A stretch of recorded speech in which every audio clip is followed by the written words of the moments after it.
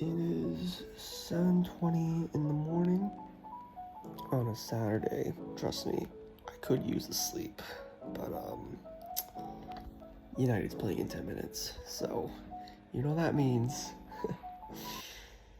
depression. Growing up here in North America as a soccer fan is a really weird life to live. In the internet world, at least, the numbers you see for this sport are much higher than any others. You know, the games you play, the people you watch, the clothes you wear, how your entire personality takes shape from this sport. Maybe a little too much. For you, as a soccer fan in North America, even from afar, it is easy to see that this is the best sport in the entire world. The people around you, though. What's the best sport in the world? Not soccer. Hockey. Hockey's the best sport in the world? Yeah. Not soccer. Basketball. Hockey. Basketball. It's hockey? No. What's your answer? Basketball because it's good to play and to watch. Hockey's better to watch. Hockey's better to watch. No, hockey's so much better to watch. Give me a sport. Any other sport. Any other sport. Any other sport. What's the best sport in the world? Basketball. Think about it. You got two 200-pound guys full speed. Bam. What do you got? Big basketball? Oh my goodness. You think it's the best sport in the world? Baseball's good. I think I'm leaning towards track and field now. Track and field's a good sport. Track and... I think hockey's the best sport in the world. There's maybe a goal every 2 years. The sport just doesn't carry the same weight on this side of the world than it does. You even mention the word football here and people think of a completely different thing. So with how much of a global phenomenon the sport of soccer is, how the hell has it not become a big thing here in one of the biggest markets in the world? There are a few reasons for that. And there are also a few reasons why this sport is slowly but surely gaining some popularity on this side of the world. Let's talk about them.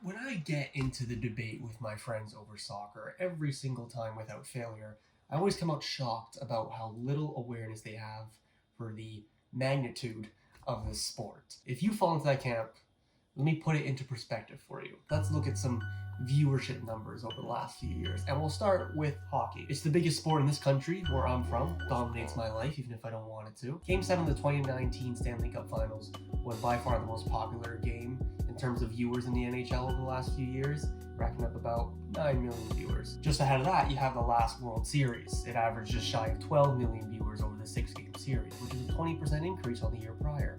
Not too shabby. Basically neck and neck with that is the 2012 final at Wimbledon between Roger Federer and Andy Murray, a classic for any tennis fans out there. It averaged about 13 million across the 4 sets. And then we gotta jump up a bit and look at the NBA. That iconic Game 7 in 2016 between the Cavs and the Warriors racked up about 31 million viewers. It was the highest the league had seen since Jordan was playing. Then, of course, there's the Super Bowl, which most Americans would probably classify as the biggest sporting event in the world. The Super Bowl just passed last week, racked up 112 million concurrent viewers, which is just shy of the all-time record, which was in 2015 when the Patriots beat the Seahawks. There's an estimated 114 Americans watching that night, with about 30 to 50 million people watching from everywhere else around the world. Call it 150 million viewers to be safe. These are massive occasions on this side of the world, and numbers don't lie. There are huge audiences for these sports. But I think you can see where I'm going with this. Let's see how the last World Cup compares to these numbers.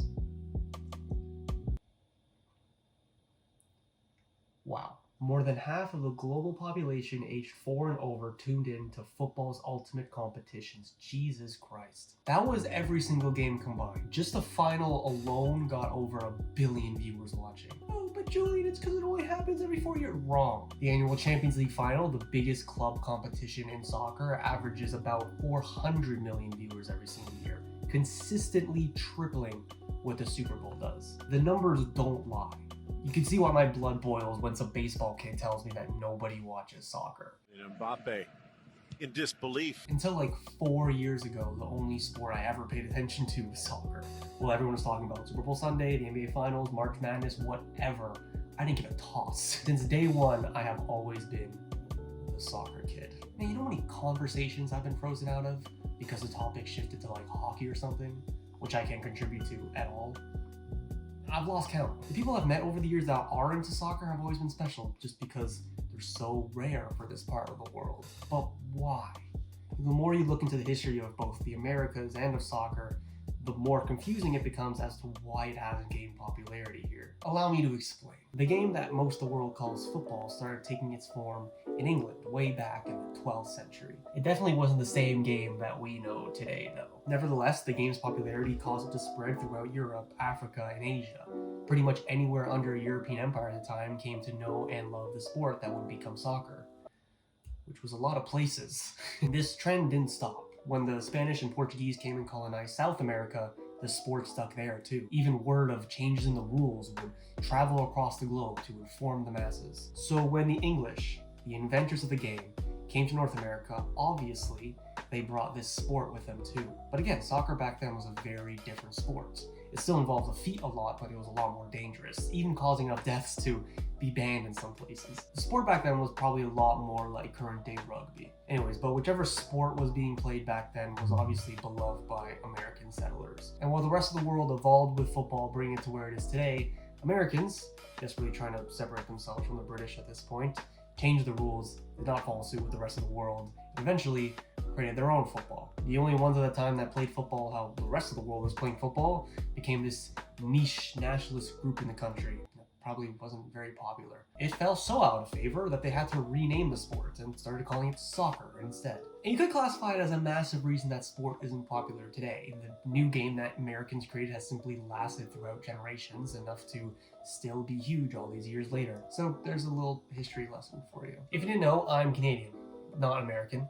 And heck, what a time it is to be a Canadian soccer fan at the moment, right? Our women's team's coming off an Olympic gold, and unless we pull off a choke for the ages, our men's team about to qualify for their first World Cup since 1986. It's been great to see, and I'm so happy that at least for a couple weeks later this year, the sport I've been in love with my entire life will finally get some of the recognition it so deserves. The US has been gaining ground on Mexico and other countries in soccer for a couple years now, but the fact that Canada's coming around now is especially impressive with how out of favor the sport is in this country. And yeah, there's a few reasons for that. There's definitely a major one though, and if you're watching this in Canada, you can look out your window right now and you'll know exactly what I'm talking about. The summers here are absolutely perfect. It's never boiling hot, too hot for soccer, but usually hovering around 25 degrees, and even on cold days in the summer, it's t-shirt weather here. Even during the spring and fall, it's great here too. Unless there's leaves on the ground, you just throw a sweater on and you'll absolutely be fine playing soccer on these fields. However, during the winter,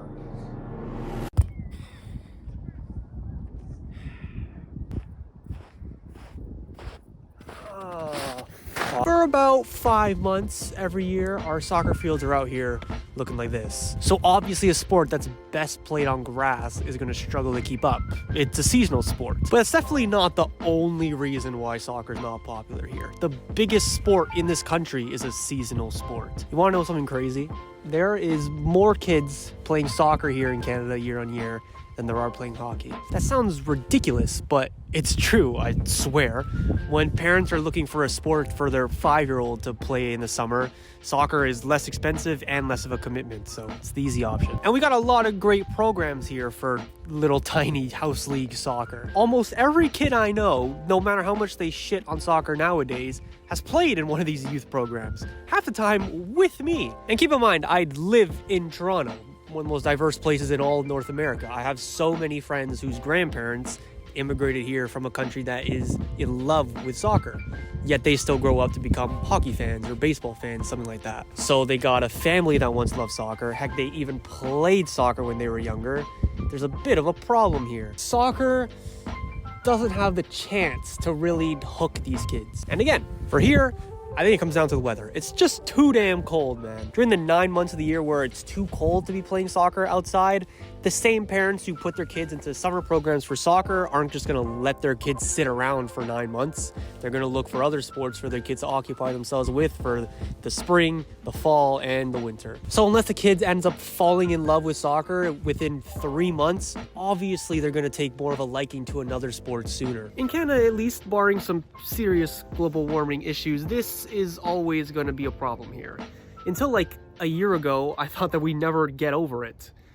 But recently, I think there have been signs that the sport can still have an audience despite those barriers. And obviously most of the US doesn't have snow anywhere like we do, so evidently it's just not that simple. Overall, I just think soccer doesn't fit in with the culture and customs of American sports that we've all grown so used to.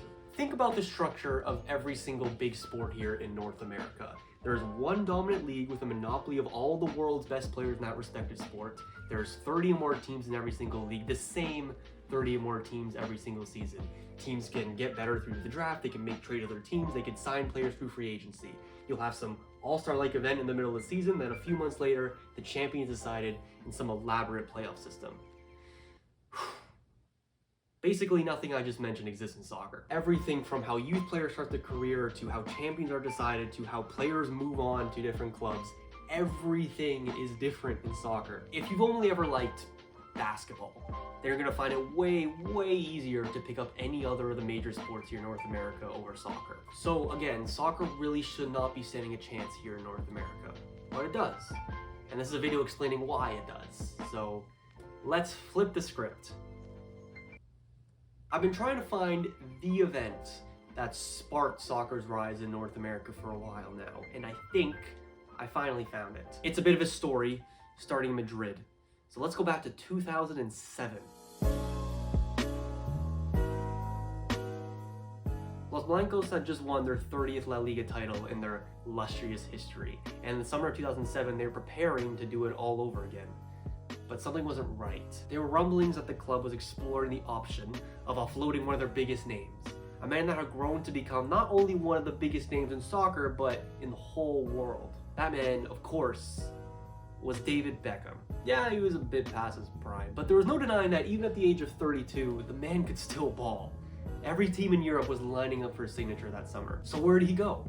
A return to England? Another big continental switch? Nope.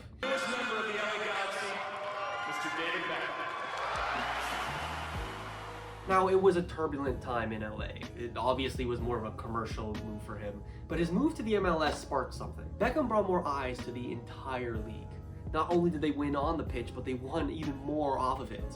Commercially, it was a massive success. It started the trend of veteran players going over to the US to finish off their careers in the MLS. Drogba, Henry, Lampard, Rooney, Kaká, Schweinsteiger, Villa, Pirlo, Zlatan, just to name a few. Yes, it is purely for the money.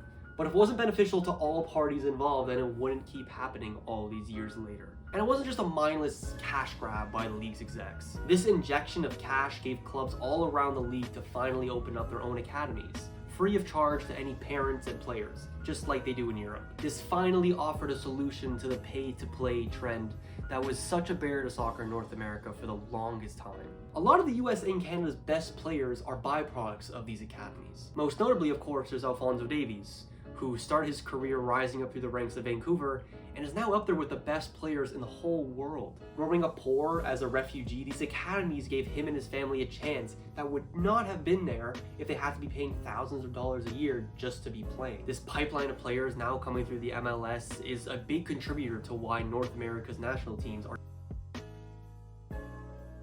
It's starting to look like this next World Cup in Qatar is going to be the first ever to have both the US and Canada participating at the same time. That is absolutely huge. And we're showing no signs of slowing down. And now with national teams improving, there are more people tuning in and paying attention to them than ever before, especially here in Canada. Because you know, it's better to watch a sport when your country is dominating. Canadians know.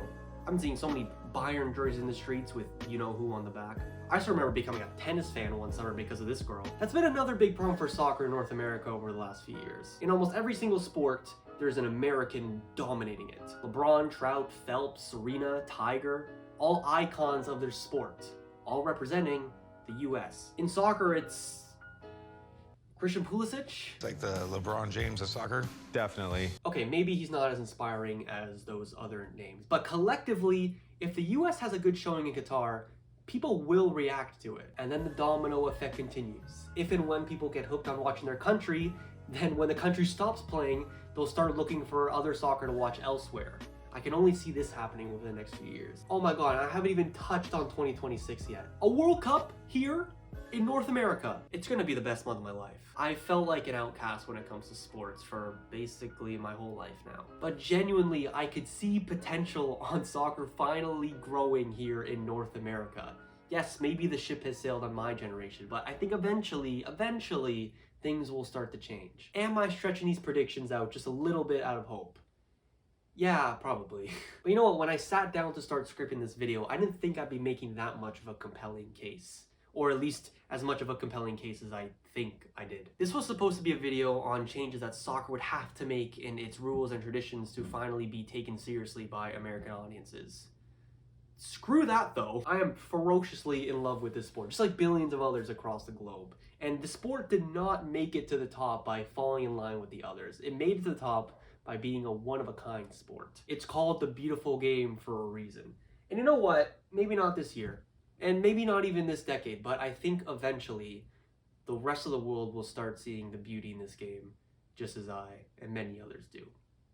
Ciao. If you didn't already know, my name is Julian and I make video essays on the world's biggest sports just like this one. So if you enjoy the production, then stick around for the next one by clicking that big red button under the video. A like would be massively appreciated as well, not just for my ego, but it would really help this video do the best it can in this algorithm. And of course, it lets me know that you guys are enjoying what I'm doing here. And with that being said, I'll see you all in a bit. Maybe a month or two. School's hard. Sorry.